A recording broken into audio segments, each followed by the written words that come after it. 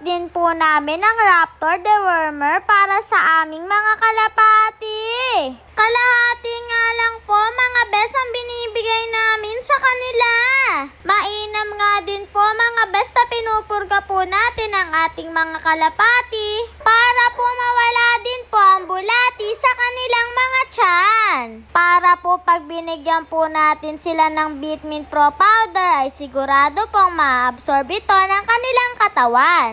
Kaya po sa mga kapwa kong kalapatids yan, pwede nyo po subukan ito mga bes. At kung kayo naman nga po ay meron pong mga small size na manok, gaya po ng mga serama at bantam, pwede rin po silang purgahin gamit ang Raptor dewormer. At ang bigay nga po ng daddy sa kanila mga bes ay kalahati lang. Mainam naman daw po kasi mga bes na nag-iingat. Dahil po mas maliit ang kanilang katawan kumpara po sa normal na size ng manok. Sa mga susunod ko nga po palang ipapakita sa inyo mga bes, buo na po palang ibibigay namin sa kanila. Kaninang umaga nga po ay kumain sila at ngayong hapon nga po ay hindi muna sila pakakainin. Dahil nga po tayo ay nagpurga. Alam nyo po ba mga bes, eto pong Raptor dewormer ay subok na po ng daddy.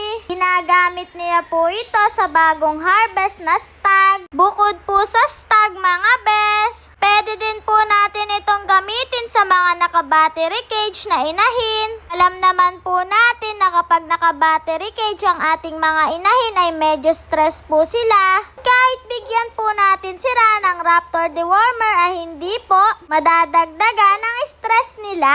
Lalong-lalo na po ngayon na mainit ang panahon, na bagay po ang Raptor dewormer.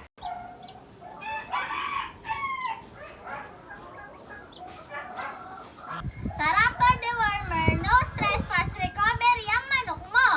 Hindi kulang pag battle cock. Sa battle cock, lagi kang lamang. Shout out